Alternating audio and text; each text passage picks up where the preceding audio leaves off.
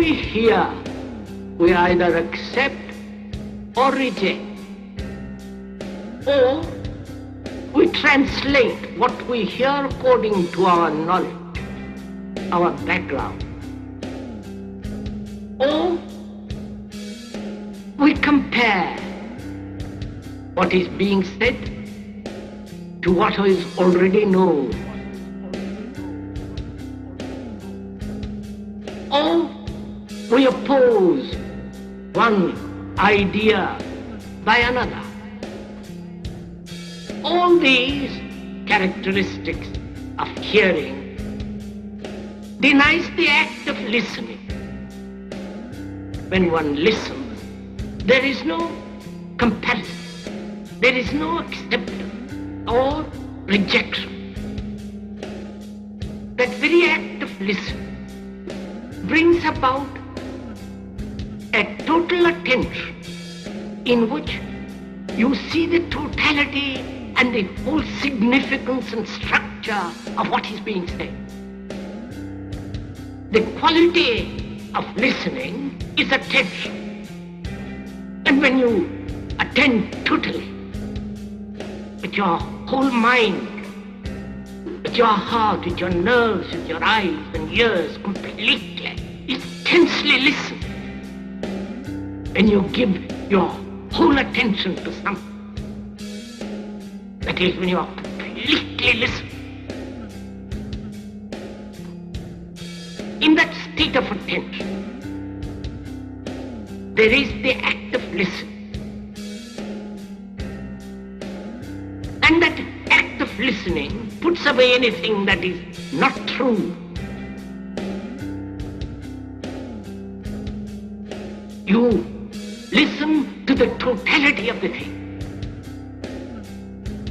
When you attend, there is no borders of inattention. And that act of listening is really a miracle. Perhaps it's the greatest miracle. When one can listen totally, without any defense, without any barrier. Then one can look. Then one can listen. Look, sir, if I want to understand what you are saying,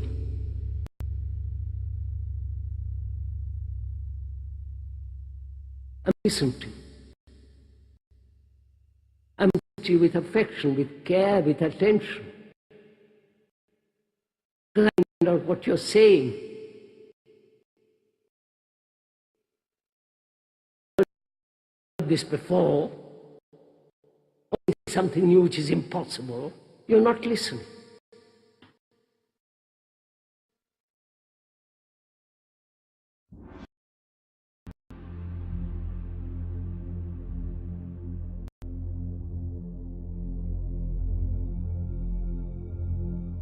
One of the most intriguing discoveries in modern science is the fact that there is nothing in this world that even approaches what might be called truly solid. We speak of solids, liquids, and gases. But these terms describe superficial rather than basic properties of matter. All matter, regardless of its state, is composed of invisible particles called atoms, which in turn are composed of other particles. The air we breathe, though invisible to us, is just as real as wood or metal, because it's made of the same fundamental particles. It is the arrangement of these particles and the forces that bind them together that give to a substance its special properties. If we bring a piece of steel close to a magnet, we say that the steel becomes magnetized. But what is it that actually happens? If we place the steel inside a coil of wire connected to a high-gain amplifier, and then bring the magnet close to the bar of steel, we can hear something that suggests movement inside the steel. Listen.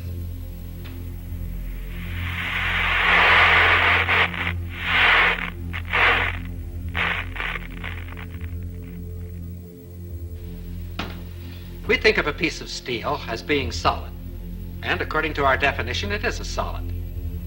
But the popular concept of what makes a solid is certainly a false one. This piece of steel, and any so-called solid substance on this earth is almost entirely empty space.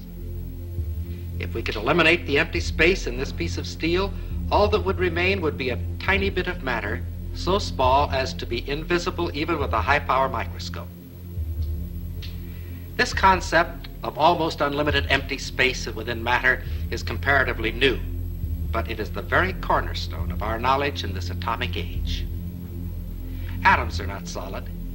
Instead, they are tiny solar systems composed of infinitely small particles revolving at tremendous speeds and bound together by enormous forces. And like our solar system, atoms are almost entirely empty space. For the moment, let's forget the forces within the atom. Thinking only of the particles and the empty space around them, science knows no reason why I couldn't take this so-called solid steel bottle and just throw it right on through that wall. Except this, we've tried it and it hasn't worked. If I were to attempt to run through that wall right now, all I'd get for my trouble would be a good-sized lump on the head. But that which would prevent my body passing through the wall would not be a collision of particles, but rather a collision of forces, the same forces that make an atom bomb. And if it were not for these forces, my body could go freely back and forth through that wall, just as though it were not there. It is within the realm of scientific possibility that there could be two worlds coexistent, occupying the same part of space at the same moment of time, each world just as real as the other, with its mountains, valleys, rivers, trees, and people. And that one world could pass freely through the other world, neither world being conscious of the existence of the other world, if you grant just one thing. Atomic forces within the material substance of these two worlds that are not mutually interactive. What do we mean by this? Let's see. Here are two pieces of steel. Their appearance is quite similar, but a magnet will reveal a basic internal difference between the two pieces. This one, of course, is picked up, but this one is unaffected. This piece of steel is non-magnetic, stainless steel. Of course, we all know that other metals, such as brass or aluminum, are not affected by the magnet. But a ring made of aluminum is something else. It can be suspended in air by the electromagnetic force of what is actually a transformer.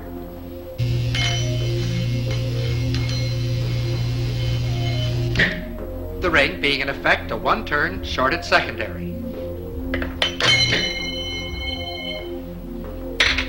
A smaller ring will react even more violently.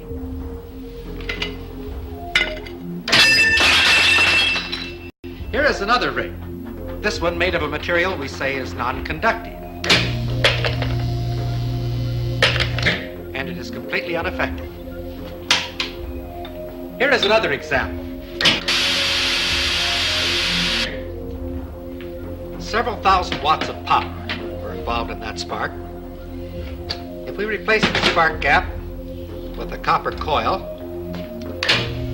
the same power now flows through the coil. It's invisible, has no effect on many substances, but it can generate a lot of heat. Wood, paper, things that we think of as being quite inflammable are not affected at all.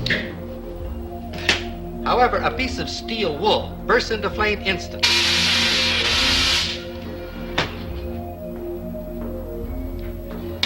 Did you ever fry an egg on a cold stove? It's no trick at all if you have the right equipment. This is a cold hot plate, and because it's cold, you can make it out of wood, if you like. Just be sure that there's a coil of wire inside and that you connect that coil to a high voltage alternating current source. The rest is easy. As long as we're being different, we'll use motor oil instead of Crisco.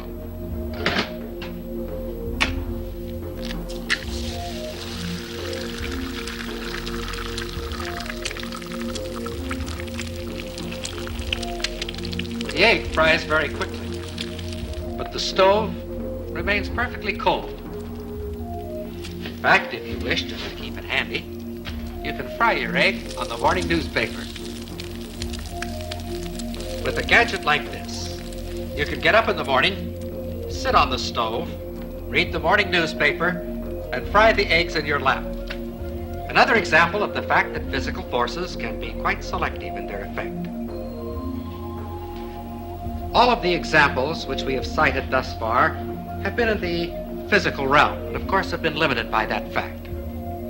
We can, however, cite examples that transcend the purely physical and clearly demonstrate the reality of these two worlds.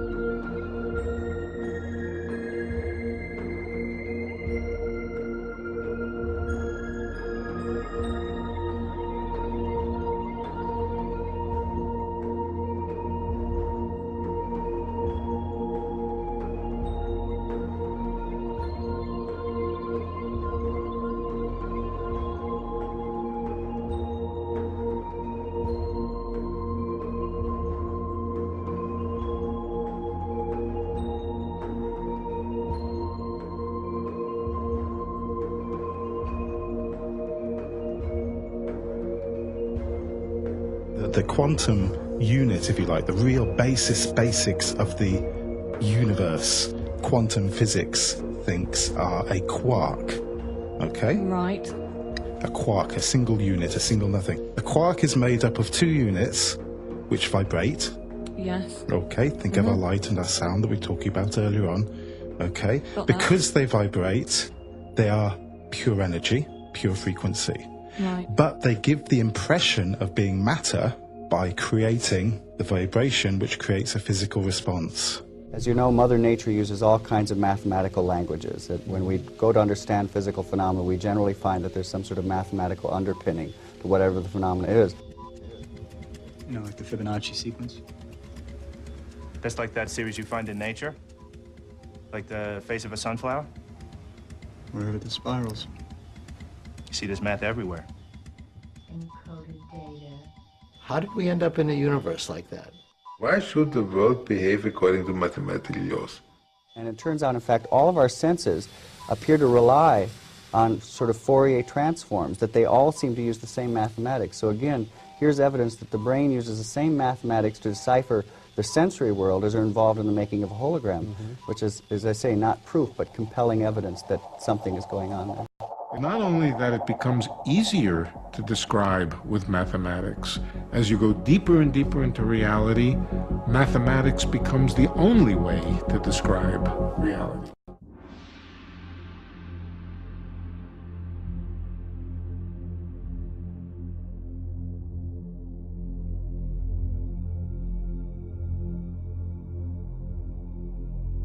Okay, so 1, 1, 2, 3, 5, that's the beginning of the Fibonacci sequence. Next number in the sequence, what do you think? How about 8? The number after that, 13. The number after that, 21. So if you're getting those right along with me, then you've recognized the pattern that I wrote with the first few numbers in the Fibonacci sequence, which is this. It starts with a 1, the next number is a 1, then after that, to get the next number, you'll always add the two numbers that came before that. So 1 and 1 is 2, 1 and 2 is 3, 2 and 3 is 5, 3 and 5 is 8, so on and so forth. So that's recognizing the pattern that exists in the Fibonacci sequence. So it turns out that this sequence of numbers has all kinds of applications. It describes all kinds of things in the world that we see around us. There's a conspiracy to hide this information that DNA is a Fibonacci, is an exemplification of this number called, or entity ratio sequence called the golden ratio, the ratio that proves the existence of intelligent design, or the reality of intelligent design of the cosmos. I mean, if you go to the golden ratio site for Wikipedia too on the same theme. They don't mention any of this stuff in nature that we're going to talk about here, that we talked about on the show 2 days ago, and that we're talking about here. They talk about how it's found in architecture and math and all this kind of stuff. They don't discuss it how it's found in the measurements of the human arm. Why not? It's just, I mean, well, I think I'm making, that's the point here. I think that just made sense to me, thinking this through as I say it to you. It has to be a conspiracy. How could all of this be overlooked, and how could Wikipedia leave it out? It can't be. There has to be somehow that big money has pushed their influence somehow, and they've had a drive to keep this covered up or something. These can't all be coincidences, and since they're doing that with everything else, it has to be the case that there's some movement to keep this stifled. I mean, why isn't? Here's another piece to add to this. Why isn't this in our education system? We learn all this junk geometry, pea-brain stuff when you take geometry in high school, and they don't teach you about any of this, the golden ratio everywhere in nature. I went through elementary school, high school, college, undergrad degree in college, master's degree, and halfway through PhD, and never was any of this mentioned. And we know who controls the universities, the big money behind it, all the way up to the Illuminati Nephilim controllers. So this can't be.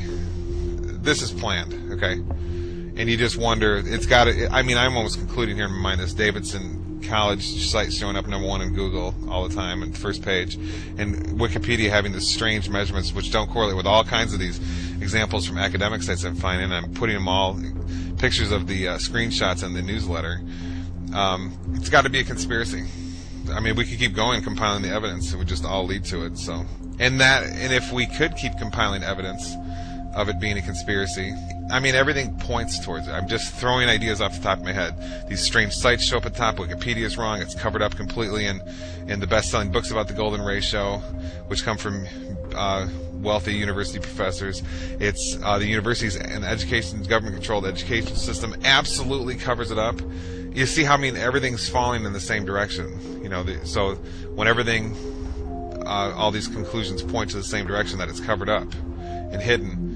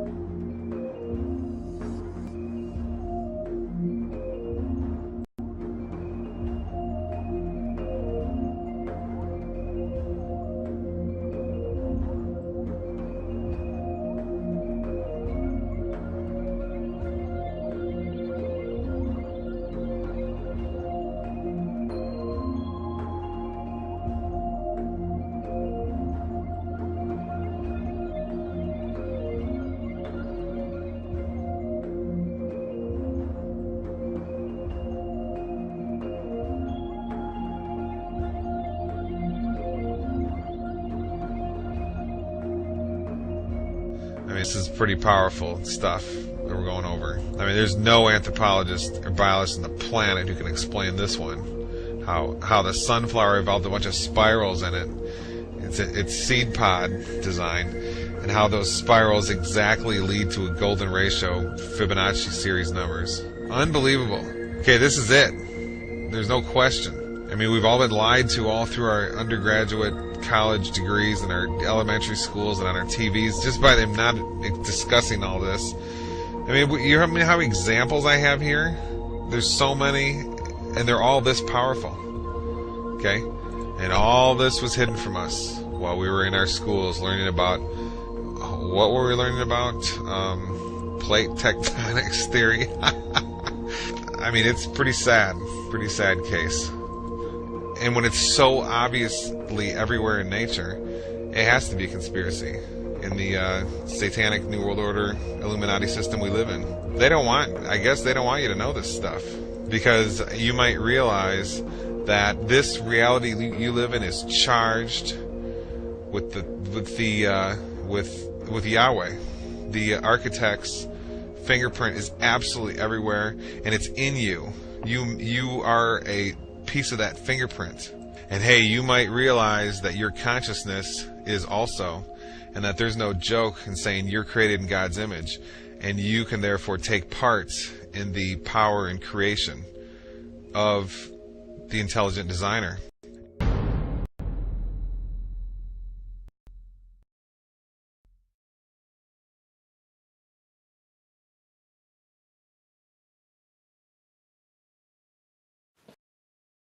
Extraordinary phenomena of people getting better even when they've only had a dummy treatment or a sham treatment. So that can mean a sugar pill, but it can also mean sham ultrasound, where somebody just holds the machine up to your body but doesn't really switch it on, or even a fake operation, where somebody makes the incision and then pretends to do the operation but doesn't actually do anything. And the fascinating and amazing thing is, it turns out that when people get these fake sham treatments, they often get better.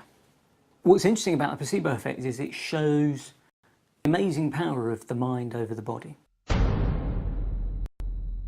To the origin of life, there are only two possibilities: creation or spontaneous generation. There is no third way. Spontaneous generation was disproved 100 years ago, but that leads us to only one other conclusion, that of supernatural creation. We cannot accept that on philosophical grounds, therefore we choose to believe the impossible, that life arose spontaneously by chance. End quote.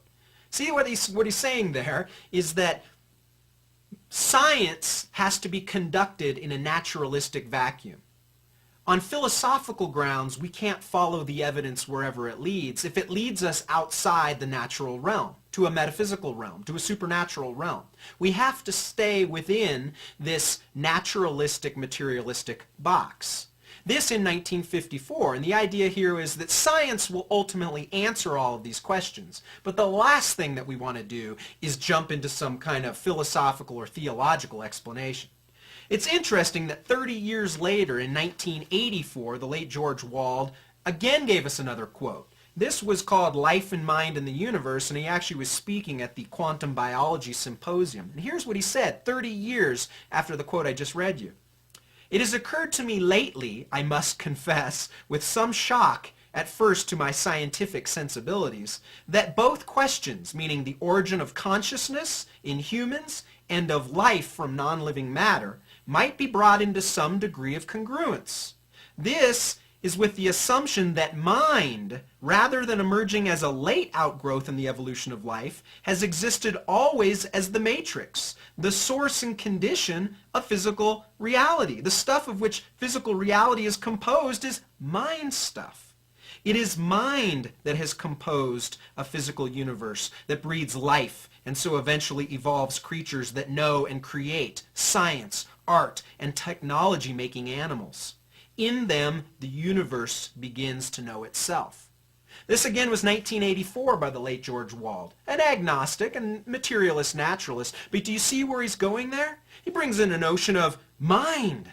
He says, as I studied these 30 years, these 3 decades since his previous statement, How does matter become mind? It doesn't. Mind must bring forth matter. You see, matter has never brought forth consciousness or rationality or mind. Information. See, now we know with the simple cell, so-called, or DNA, that this is information code. Information theory would say that this type of code, this type of ordered sequence, this type of information can only be a product of mind, of intelligence. There is no other alternative. So what is George Wald saying here, even though it shocks his scientific sensibilities? It's that in all areas of study, mind must bring forth information, matter, etc. Matter never brings forth mind. Think about that. The evidence to me that just cries out that there's a God is the study of DNA. DNA is a very powerful, massive information storage system. In fact, DNA that makes up our genes actually is like books of information that's read by a language system. It's absolutely phenomenal. And scientists know today that languages, a code, only come from an intelligence, and information only comes from information. Nobody's ever seen matter by itself give rise to a code. Nobody's ever seen matter by itself give rise to information. And as you look at DNA, it actually cries out, meaning God created the universe. We all begin as a single cell the size of a period at the end of a sentence. How does that cell know how to build a body with 100 trillion cells in it, thousands of different kinds, and each one of them is so complex, nanochemical machinery beyond our comprehension how it works, and encoded is the instruction manual. It's the manufacturer's manual how to build and operate every part of this incredible body made up of 100 trillion cells. Furthermore, DNA is a three-dimensional molecule that is self-replicating. Each molecule is able to make an identical copy quickly and efficiently.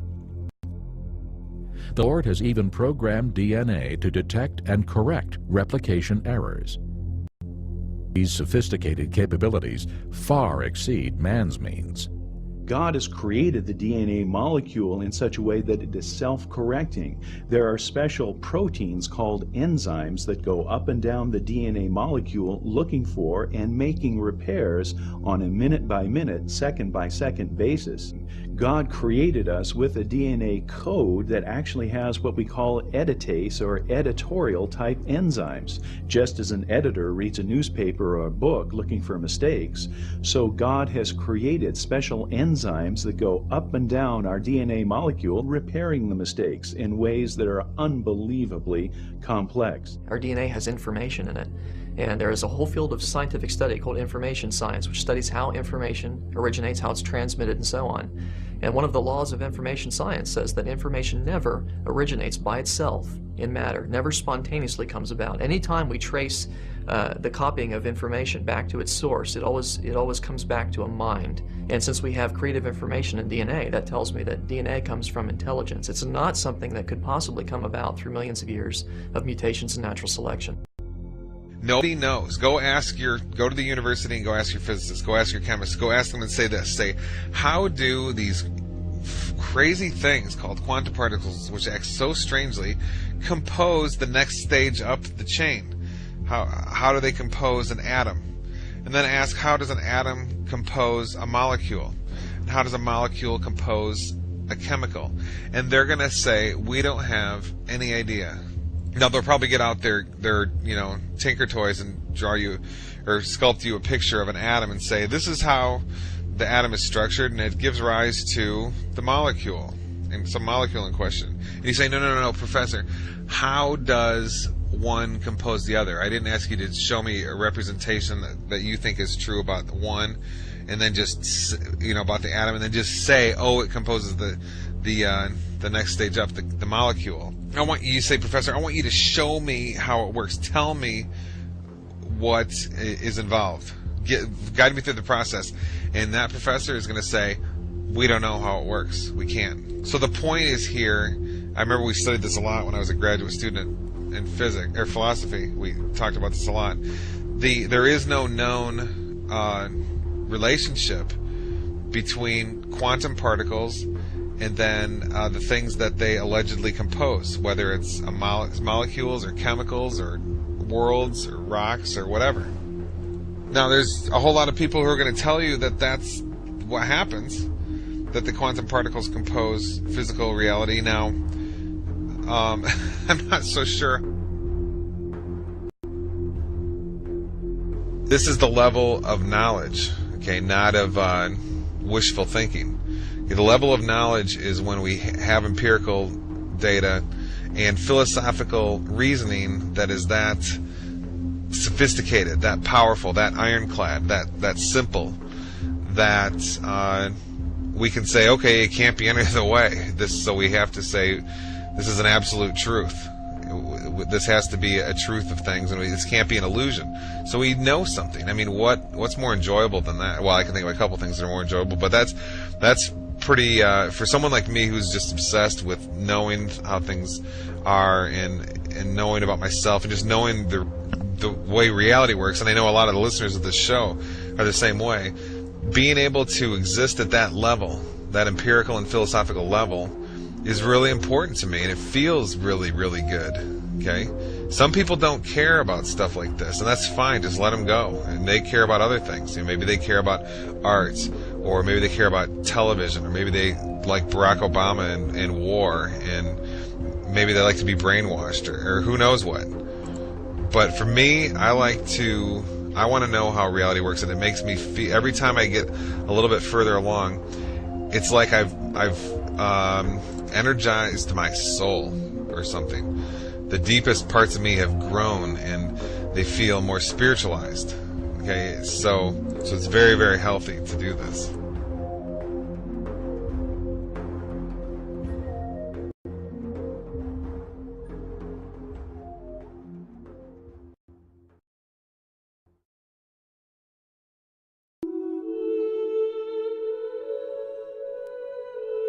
And did you believe in God? Oh, yes. Do you now believe in God? Now? Difficult to answer. I know. I don't need to believe. I know.